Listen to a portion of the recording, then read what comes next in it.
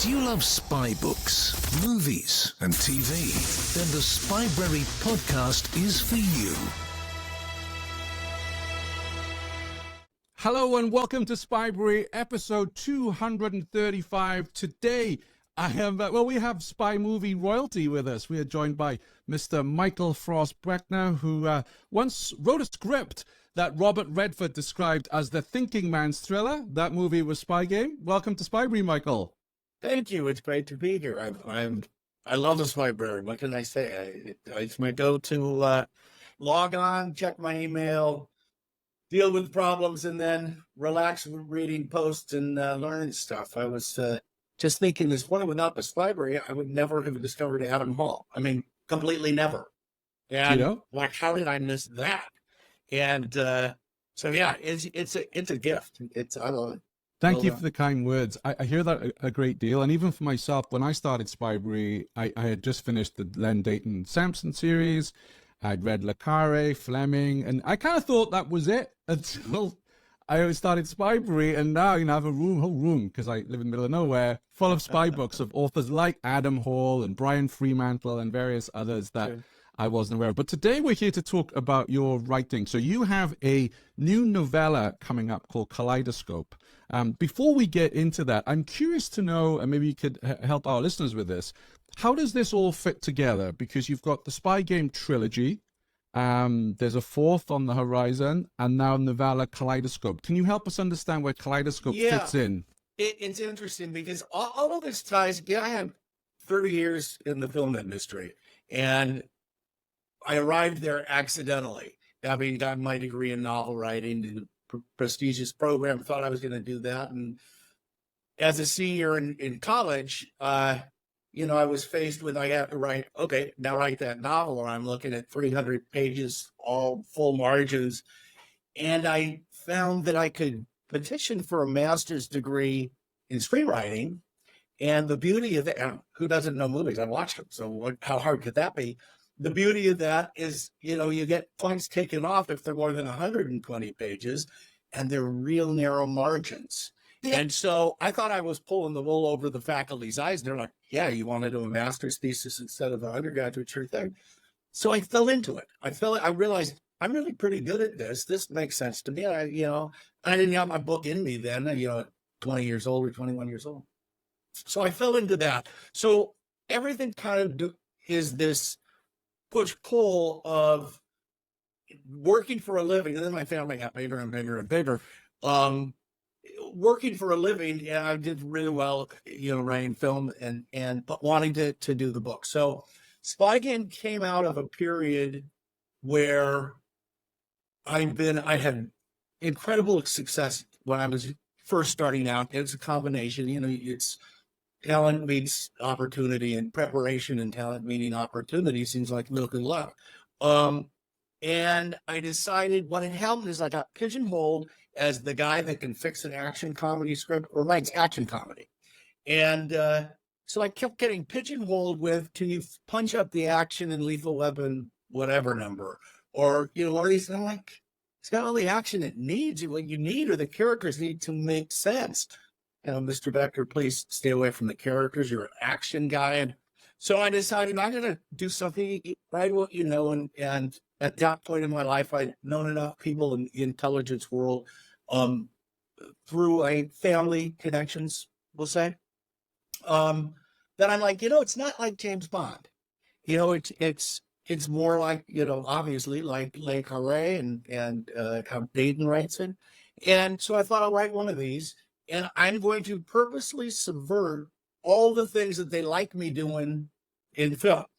So I started the book. And that manuscript, was most of maybe a half of what Muir's Gambit is. And then the other half was Spy Game. That was the book. Well, it was all good in principle, but I had my wife at the time was pregnant with my first daughter. And I was running out of money. I'm like, shoot, I can't do the book. And took a gadget to it, chopped off the ending, and wrote that as a screenplay. That then I was back into the same problem I've been facing of, hey, this is great. We love the characters, your dialogue, but where's your action? And so I was in a position, it was during the days when there was a lot of spec script writing and auctions and that sort of thing that doesn't really go on anymore. But fortunately for me, and the work I was doing was appealing to studios. So I was always at the high end of that. And so they were throwing a lot of money. So the thing I wanted from writing the book was like, here it is, it's 7 figures, you want? And something said to me, you know what, don't do that. Don't do that to this. This is special. And so I turned everyone down. And then with my agent, we got Paul Newman interested. And it was going to be, and I've talked about it before, it was going to be Newman and Redford.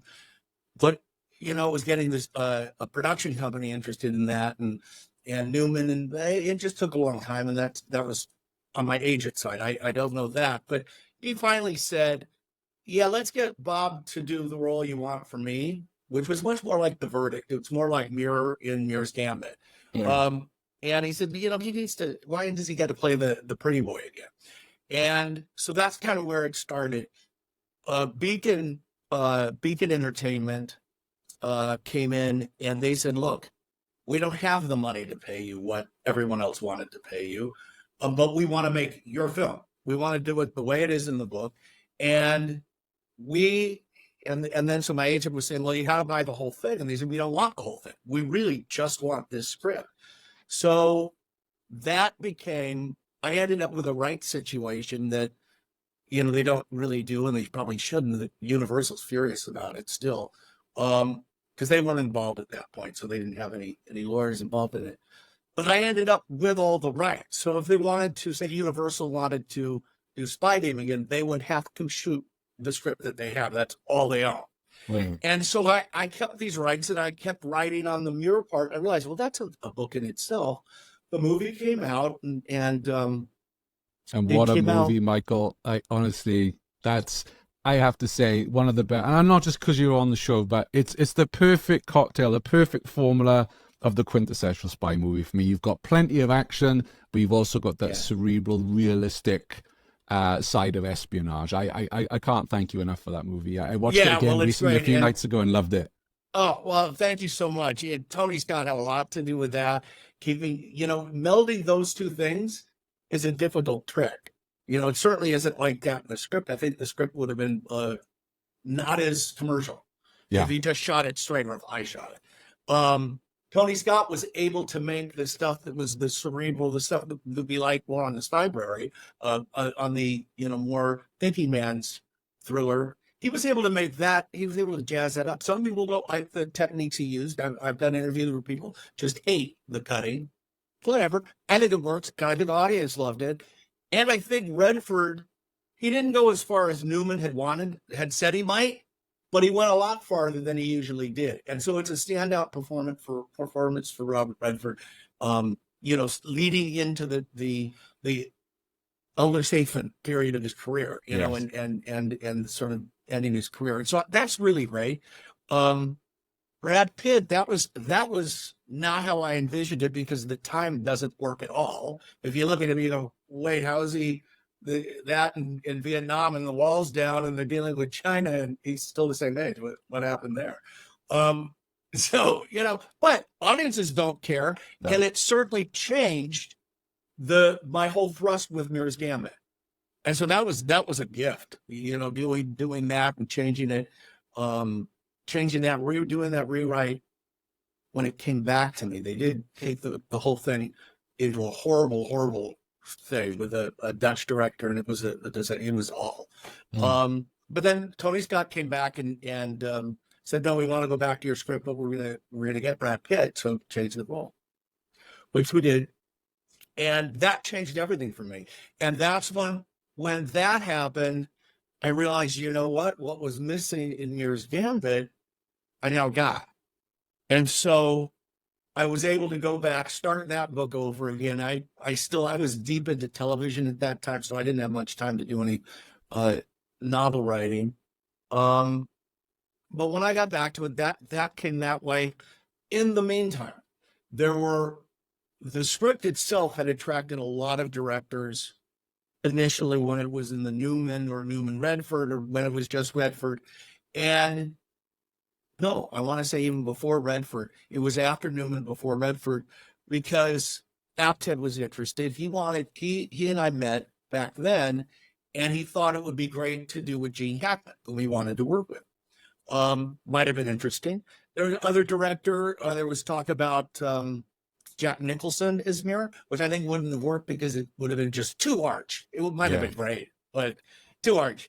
But anyway, and then Sidney Pollack, that's when I started my association with him on Le Carre's Night Manager, because he was a big fan. And as he said, well, every director's got to have a Beckner script on his shelf. And Wow. And I did have my low reputation in my writing because I only did original work, or I'd go in and do uncredited rewriting. There's a lot. I have probably over 80 movies I sold that never happened. But every big director, always wanted one. So I was very fortunate because I was able to raise a family and pay the bills and write for a living doing that. But so Apted and I knew each other, for briefly in the late 90s, mid 90s. Yeah. On Spy Game. And then, as Hollywood is, you're moving so fast, and you meet someone and, it's big, and you're having a party, and then boom, you don't see him for 10, 15 years. He had just come off Bloodline, which was a Netflix series. It was really good by the guys that made Damages, which was the Glenn Close lawyer thing that Analyst TV. And he said, I always wanted to do a spy, I wanted to do your movie. What else do you got in that arena? And I was thinking of spinning off one of the characters that is fully prominent in Aiken and Check, Silas Kingston, spinning that off into its own story. So this is a real long way to get back to your question. How does it work? It's a spin-off in the same universe. It's not a Nathan Muir story. Aiken does figure in and will figure in as these books move forward. But we decided to do that. Now, Lynn Kingston, his father, daughter, and then two other brothers that are in the CIA, and then their extended families. It's a family saga. It's really a kind of a saga thing. More in the vein of, Dickens plot or a Tolstoy plot. It's family, it's people. And, but they happen to work in the CIA. And so he said, because I was pitching the idea, how do these people, and it's the thing I write the same thing. How do these people who are sanctioned to lying and are saving the world or whatever through deception their whole lives, they have to be deceptive. How do they raise a family? How do they do that? He said, well, isn't that sort of like The Sopranos? And I said, yeah, it is. So he said, why don't we try and do that kind of balancing act with this as a series? So we started mapping it out. And we got 3 seasons mapped out. We set it up. This is pre-COVID. And who was it with? Somebody called E1. And so look, it was going to go. And then COVID happened, and then his health deteriorated. Well, we kept talking with it. He liked it, and by that time, he'd read Muir's Gambit. He'd read the book. He said, Michael, you just write this as a book. I'm not going to get to this. And you need to write this as a book. I really liked it as a series. I really wanted the series thing. So kept pushing that. But he kept back in my ear, and we'd call. And then one day, so anyway, that's how it kind of flows off the Spy Game universe. What's fun? What's fun is Silas Kingston in Aiken and Check is definitely Muir's biggest adversary. And I can't go more into it because it's fun to get there and why, but he's the bad guy. He's the bad guy. This daughter, not so much. She's okay. She's good. And those are the two we meet in the Aiken trilogy. But I thought, the guy isn't a bad guy to Muir. He's not necessarily a bad guy. He's doing what he's doing, you know, and he has his own reasons for doing it. They may be adversarial over policy and the Spy Game, but maybe he's okay too, or maybe he's not. Maybe he is really worse than Muir thought, and maybe Muir is right. So it's kind of that balancing act of that guy. And so after Michael passed, and I was sitting with it, I got my rights back, and I thought to myself, well, I'll do what he said. I'll do the book. And so I mapped it up, but because it's it's epic family. It's families like, this is going to end up like Dostoevsky or something. It's going to be like that fat. And that's not what I wanted to do. And we always, because we mapped out 3 seasons, you could say series. And so then I thought, well, why don't I just take the first one and do it as if I was doing the series and do it in chunks, because they all have beginning, like a series does, a beginning, middle, and end. And episodes work that way. That frees me up or it prevents me from getting into the weeds on anything. Now, my other books get in the weeds on everything. They're weedy books. That way, it keeps it fast. It keeps it to kind of what he loved about it. And so that's what we did. Then the other thing that was his fascination that we kind of bumped into just in a conversation, over beer and smokes, whatever, that was me anyway, was about the Arthurian legend, King Arthur. And I don't know how we started talking about it, because it wasn't, unless maybe that was his intention. He was an interesting, very British, my American, straightforward hit in front. He may have been steering into that the whole way and wanted me to genuinely come onto the idea. But we were talking about where we connected on it, and he'd read it. I love King Arthur stuff, and I've read it, through school and through everything. And we were trying to say what draws, because he's the same way, what draws us back to it? Why do we read another version, or what draws us back? And his theory was, which struck a chord with me, is you want it to turn out differently. Mm-hmm. And it doesn't matter how many times you read it. If it's written well, you always kind of hope. And I kind of struck with, as a young man, when one of the best movies ever, The Bridge on the River Kwai, you always want it just indifferently. Just once, I want to see that. And so we started talking about that. We got into, well, Arthur and Lancelot and Guinevere and the situation, that's not gonna work. But then we start talking about, what if it would work? How's the way you make it work? And that's where the idea, we had Kaleidoscope, the operation, right? It's introduced in fairly strong in Aiken and Czech. And then it kind of starts over when we get a different side of it in this. And that's what it was about. But he said, why don't we take that Kaleidoscope and use that as a template for the thematics of trying to retell Arthurian legend, but on different triangles. So let's say there's 9 prominent characters. So 3 sets is 3. Each point in each one is an Arthur, Lancelot, Guinevere.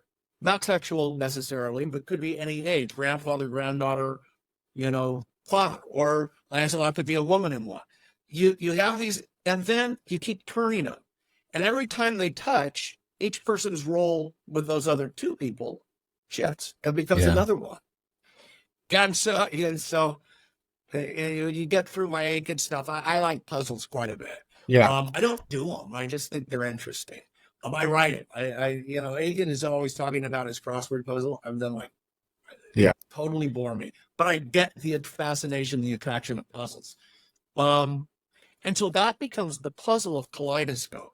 Thematically, is it or is it you can't reach perfection, like Arthur was trying for perfection in a chivalric way and the unification of Great Britain, and that you're just not going to get it, no matter which way he tried and how he tried. Or can you? Can you find a way to have peace and prosperity and kindness and honor and those things? Or is that something that's just withheld from mankind? You'll never get there. And so that's where Kaleidoscope kind of lives, is in these thematics of what combinations of characters create the greatest good for the greatest number of people or other characters in the story.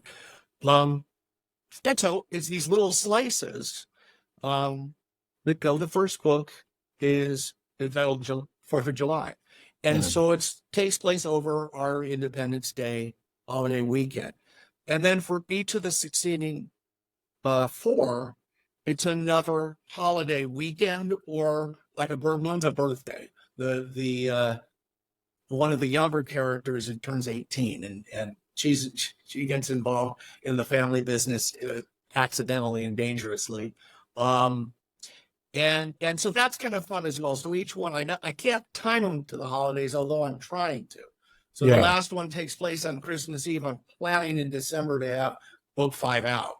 I think the good news is the writing stays light and very character-centered, but doesn't get as esoteric as my other books, because I don't have time to write that. I'm writing more on a television kind of schedule, although it's prose fiction, it's not script. And so I should be able to be able to do the next 4, boom, boom, boom, which takes my mind off of the Muir book. That is big and is esoteric and is deeply moving parts as my other 3 spy game books. So, as an author, would you prefer our listeners to go to the trilogy first and then the novella, or could they read the novella first if they're new to your work? What would you recommend? I recommend the trilogy first. You can certainly pick up the novella and read it, and it's a different reading experience. It's fun. But if you've read the trilogy, there's stuff in between the lines that you're going to do. It's going to make the Kaleidoscope a lot more interesting, because there's some the trilogy bleeds into it, in a fairly significant way. But I'm not going to go more than that, because then it gives away the surprise. Yeah, it's interesting. I have the same thoughts with Mick Herron's latest. Obviously, I'm a huge fan of Mick's work, but I'm a little nervous that people will read The Secret Hours first, which it's adjacent to the Slough House series, and you could read it as a standalone, but I think you're being shortchanged if you hadn't read the other books, because there are tie-ins, and I would feel a little bit shortchanged if I read that latest one. The Secret Hours is as it ties in, as you start unraveling that, and that makes it very exciting. If you don't know the other side of that story, it's still a good book, but it doesn't have the resonance. Correct. Is that what really crept up on me? I'm like, oh my God, I feel like I'm in monochrome, and I'm having to sit through these meetings, and you see what he's doing, and then you go, oh, this is really, really quite wise and really quite fun to get us where we wanted him to go in another Slough House, but which he couldn't, because that story told in Secret Hours is adjacent, and in a good way. That's kind of how Kaleidoscope works. How they mesh, but it's definitely a part. And you can read Secret Hours as a standalone, and I think people would have a totally different perspective of McCarran when they picked up the first Slough House. Absolutely. We're here to talk about your books. Yeah, that's fine. Mick doesn't need our help, I don't think, with his Apple TV series and But so, talking about your characters, they're quite complex. Like, how do you go about? You remind me in some ways of the Bernard Sampson series. And I did want to ask you, Silas, was that inspiration from the Dayton series, or because I kind of had him in my head? Yes, but Bob, it probably was. I don't think of these things consciously, but I think all writers are like that. You realize, because I was reading the line, the Nolan books. Then I go, oh, this is really good, but it seems better than I could write. This seems really good. And I'm pretty sure, as I look back at it, I can't remember the line to quote it, because then someone would say, oh, that's this book. I know I read it in another spy novel. It's either Glenn's book or it's Le Carre or something. It just was a voice that too perfect, too good. I'm not that good a writer. And so I think we're always influenced. I'm fascinated by influence and the science of influence, of the theory of influence and information theory, which Aiken and Check gets deeply into, and then influence. I read Harold Bloom, who talks about the influences of Shakespeare and deeply literary and political influences, and that stuff fascinates me, and how it all ties together. And I mentioned once on the Facebook, I had a post where it's really everyone's building on the back of everyone else who came before them. And Harold Bloom always says authors that do the best lean into that and lean into their influences, because they create a dialogue in the reader that expands beyond the book they're reading. If the reader is well read, and if not, then they're not missing it, because it's not overt. But But there is a lot. I hadn't even thought of that Silas thing, and now that you say it, it's like, yeah, because that's not a name of anyone I know. I don't know where the name came from. That's probably it. I don't think he matches the character in any way. But, no. Which of the characters was the most fun to write? Well, it's it's always been Muir. Muir I can write pretty easily. But Aiken was fun because the guy is so flippin' weird. And, and he has the most growth. So that's fun as an author to write, is to see your characters grow. I come from the school of thought, especially writing espionage. I'm not going to come up with the plot, the spy plot that's going to change the world or change the espionage fiction and go, oh my God, that was the one.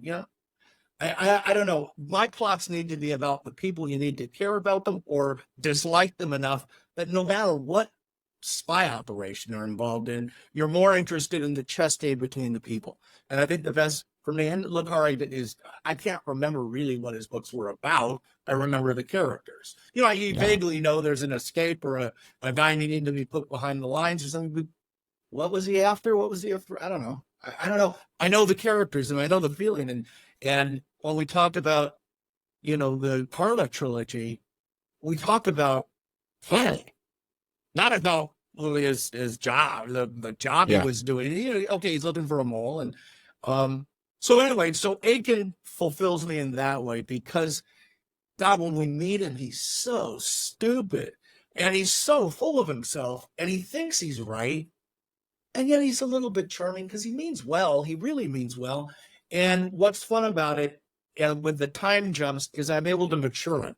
And so a lot of that puppy dog that he acts like, the whiny dog sometimes in Muir's Gambit, he loses. And finally, he becomes very mature and is making very mature and decisions about his fate, about his allegiance, about the spy game and what it is that they do, of a level that maybe Nathan saw in him when he was a young man, but was not ready to deploy because this guy's got to mature a lot. And in Aiken in Czech, he comes into his own. So that was the most fun to write. Plus, I get myself stuck in these things that seem like a good idea, but then I got to chase them down. So he goes through three kinds of madness. And Aiken, in the first one, it's a madness due to his rampant alcoholism. And in the second one, it's a medical emergency. It's not getting anything away because it's page 2 or something. But he has a brain tumor, a benign brain tumor. But what that does to his perception of reality. And then in the third one, it's the after effects of having, been operated on and that sort of thing. But each of them have weird symptoms that with his writing and his speech and stuff. So, it was a kind of a neat device that suddenly I got to write him and he's writing it. It's first person. So now I got to do these weird speech things and I spent more time reading the psychology of people with aphasia, hypergraphia, and to get that, I don't know anything about that, but I tried to make it real. And then since he's doing it in the first person, I got to have his word groupings work that way. So by the third book, hopefully it's invisible, but if someone was digging at it, there's places where he won't write, he won't use a letter in the alphabet until every word's had the letter before it in the paragraph before. I mean, someone could go through and I put a rubrics down of what he did. There's a whole section where he won't use a B until he's done every word that has an A and a Z at the end, or an A and a Y and an A and an X. Reads pretty well. This guy, that took months. The other stuff writes real easy. So I'm really tired of writing him because I can't do that anymore. And then he does palindromes. Anytime he's nervous, you'll find a palindrome in there. So, he was a puzzle to write, and his crosswords. But the crossword that appears in Bishop's Endgame, since he's writing it, he writes in a little thing because he has typography, so he puts drawings to the book. A thing of an arrowhead looks like a shuffleboard deck with numbers. That's a code to tell you how to decipher this blank crossword puzzle to find all the clues and answers to it. I guess I don't need to do this, but I get very deep into my characters because that's my strong suit. I can write characters, plot, yeah. So there's all of that with him. I started by saying Muir was the most fun. The new Muir book is from his point of view. And now I realize, oh shit, excuse me, the guy was a philosophy professor. And yeah, I have a degree in that, but undergraduate, not all that deep. And mythology professor, I read Aesop's Fables, that's not mythology. And then I realized, because he's narrating first person in the next three, I realized that voice that I know, that Muir we know as a reader, that's how it speaks. I don't think the way I'm speaking right now. My mind is going in a whole other way. So finding Muir's voice, his dialogue all is the same, but what is he really thinking about? He's a complex dude who's done some awful things to others and to himself, and has a weird system of justifying all of it that really could just be tapped and would fall apart. He's also a guy that's just sort of blown up his last job, which is, at his age, the last job he's ever going to have. And he's facing like, I did this my whole life and I'm retired and kind of didn't make any friends doing it. And so he's becoming very interesting to write because his internal voice is so different from the guy that he presents. Mm. And so he's becoming my new challenge. He's not going to do puzzles though, that's for sure. Yeah. He's not that guy. That guy's done. And how about in the novella? So in the first one of the Kaleidoscope series, who was the most fun to write? Oh, well, for me in the novella, it's Gwen. It's Michael Kingston's wife. And she's just fun to write. She is. I like people who are deluded. I like to write the deluded person, and she is so hypocritical and so catty, and it's fun. I like writing female characters. I've always have, in film I did a lot of that. So she's fun. And Silas is a great character. He comes, more into the forefront. I found with this one writing it that Michael Kingston, the oldest of the three siblings, he's an operations officer. It starts with him in Turkey, and his agent gets captured. But after he's given some intelligence to Michael, and then Michael makes the decision of, I'm going after this, even though this is, I'm not supposed to. I'm supposed to head back to the embassy and get the hell out of Turkey because they're going to find out my identity. He decides to pursue it, and he vanishes. In writing him, it was kind of fun to write a case officer, a little different than my Muir's Gambit guys.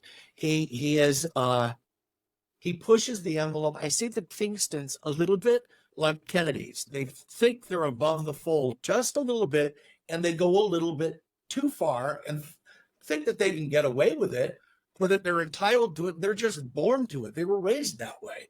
And so they're all a little bit like that. It makes them fun. Lynn is, she's pretty much will be the main character. I know her the best. She's troubled. There's a lot of trouble. There's, and in that this is a family saga, there's a lot of family that happened that didn't seem like it had anything to do with the spy game, but it all did. And coming to terms with that is pretty difficult. And then what does that catapult them into? And so the plot over Kaleidoscope, the international plot of Operation Kaleidoscope, gets larger and larger and larger. China's involved, Russia's involved, everyone's involved. And as that gets larger, the family starts to get strangled. And it really ends up, for Kaleidoscope to keep going, and it needs to keep going, or at least they think it does, the family's gotta be crushed. The family obviously doesn't want that, even though they're intimately involved in Kaleidoscope. So they realize perhaps we need to crush that.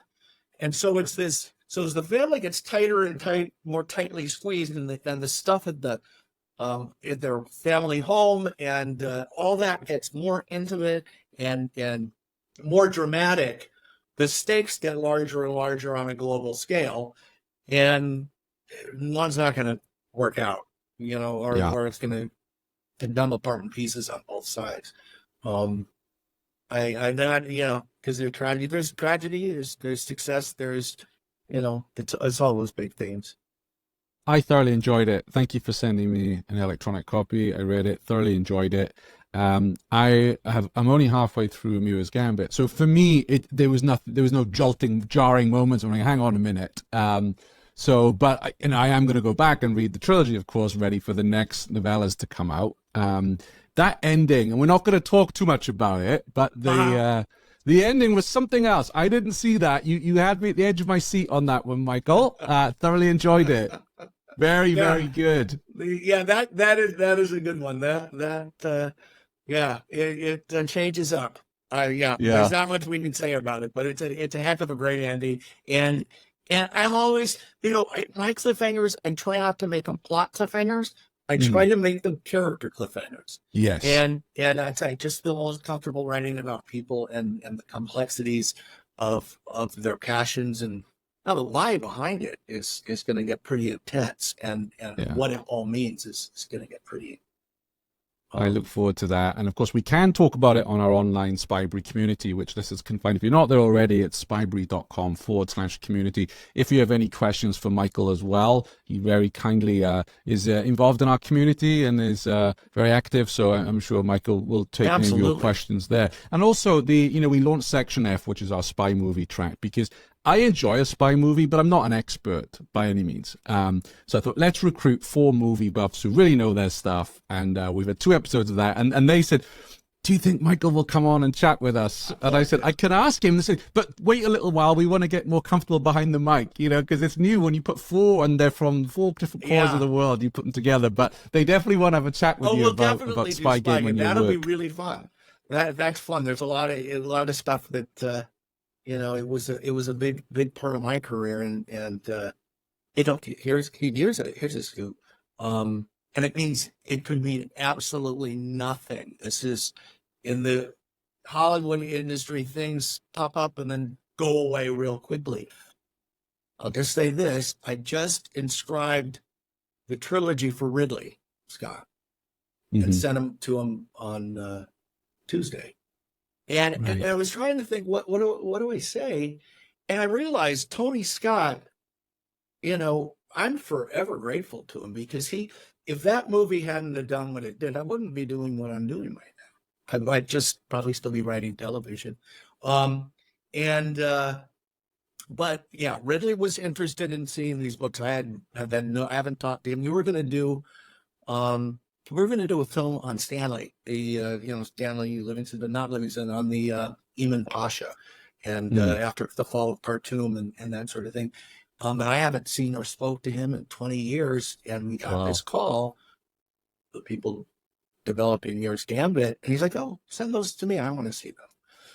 Don't know what that means. It could mean something. It could just be he wanted to see them. You never dealt with someone like Ridley Scott, but it made me realize that I'm thoroughly indebted to Tony, who was such a gentleman and such a great guy, for everything I'm doing now. It really, he launched this, and kind of his achievement with Spygame really gave me the ability to sit down and start writing the books that, my old university professor, T.C. Boyle, who is a massive American literary author, he's like, "Yeah, what took you so long? We spent a lot of time with you, and your parents spent a lot of money, and you just went and wrote TV." I'm like, "Well, I'm doing it now." Yeah. So we're very grateful to you for doing it. But just as we wrap up, what is the attraction for you of the spy genre? You know what? I very much, and maybe it's my studies and attraction early on to philosophy. I have a deeply religious side that interests me, and it gets to then morality and the knowing what's right and what's wrong. And I like to write about characters dealing with their moral codes. The spy genre is one where it's perfectly askew, because you're taught to be deceptive. You need to be deceptive. You're doing deceptive. You going into another country recruiting an agent is good for you, but it certainly isn't good for them or for their country. And what business is it of yours? Well, it's your national identity or national, maybe we're the good guys, but it really is, you have a sanction to not be moral, and you're absolved by it here on earth and in society, even if it's quietly and in secret. And that's what draws me to these characters. And I think it's what a lot of the characters we all love are conflicted with is, their compass and where their compass is. And working a long time with CIA officers, we'd always get through, because it's always my interest, is the moral compass and how you keep it true north and what is true north. So that's what drew me to it. Plus, it's what I always read growing up. It's what I like. I as a little boy, I can remember sitting in my dad's closet where his bookshelves were and looking at the old paperback. I think it was Pan, maybe, of James Bond, the real old paperbacks with Lee Fleming on the back with the pistol, and I think I read one of them. I wouldn't have been able to make sense. And then I think the first paperback book I read for a beach vacation was The Ipcris File. And, good, I read it again later, because I realized the first time I read it, I had no idea what I was reading. Which is, it's a perennial book. You can just read it. I love that. It's brilliant. And then it was finally, I think, teen years, Ludlam took center stage in what my reading attraction was. Then there was Tom Clancy, and I was very fortunate to work with him for a few years on a couple of film projects and a television series. We never did, but we certainly did work.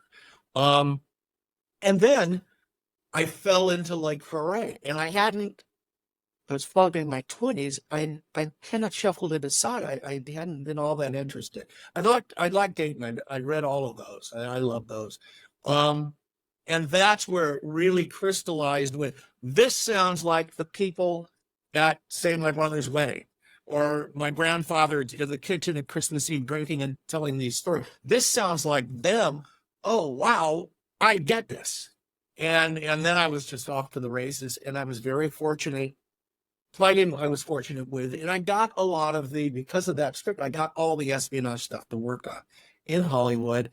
And as I thought then, in my, I guess in the early 30s, I was really brilliant of getting into the CIA and contacting them and getting so much information and meeting so many of them accidentally.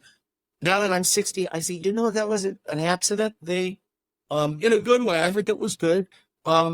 They kind of groomed me to do the agency, which, was right before the War on Terror.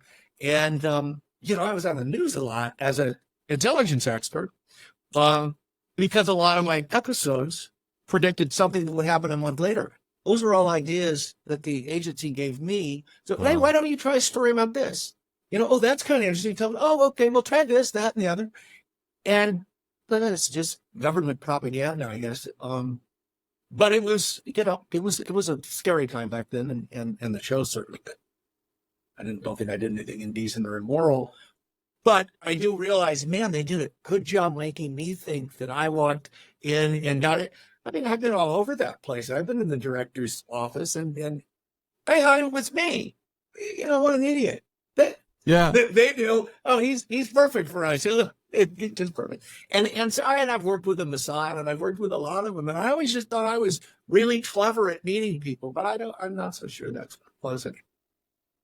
It's fascinating to me, though, and I'm UK and US citizen, the difference between, say, MI6 and CIA. I can't think of any spy author who has been shown around MI6. No, do imagine. Well, you look at, when you get to Bishop's Endgame, there is, because he has hypergraphy and he puts in drawings and diagrams into that book, there's a thing, he talks about how he gets stuck into developing a television series for the CIA. I kind of write a lot of meta stuff.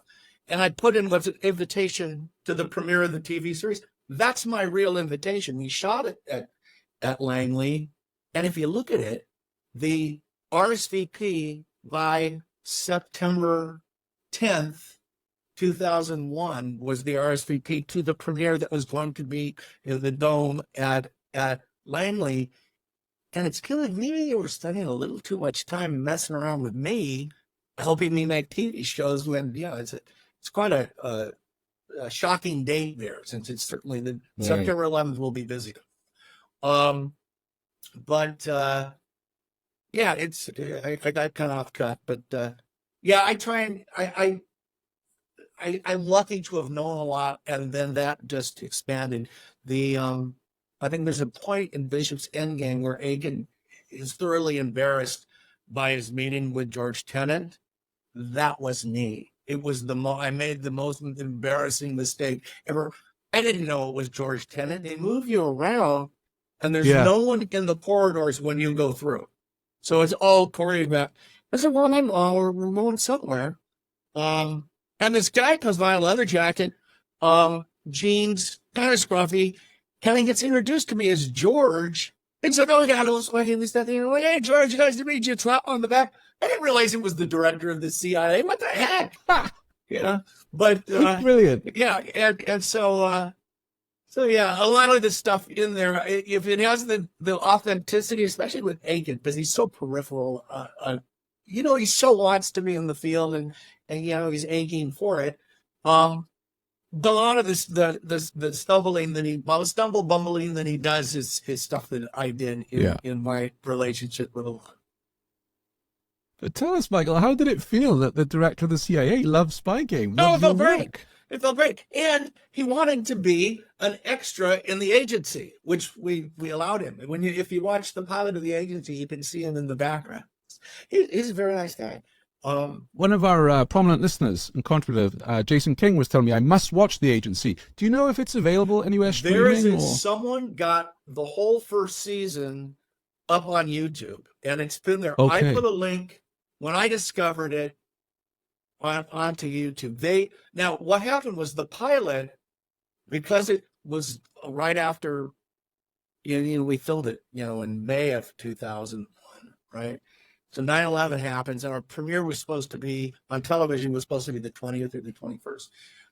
The first one was Al Qaeda, Bin Laden terror attack that starts the war on terror, which was sort of how this team in television came together. Now, again, didn't come up with it. Did have write a story about this coming from like context. So they helped me with it. I took all the credit, but certainly they did. But CBS was like, oh my God, we wrote the 9/11 event, and we're going to put it up 3 days after. We have to do it differently. So the pilot, and then there's an episode about Fidel Castro. I think those are shifted in order. And I don't know if the order on the order is right. So the first two you might go, well, who are these characters? It may be out of order a little bit. Okay. But they're all up there. They're high quality.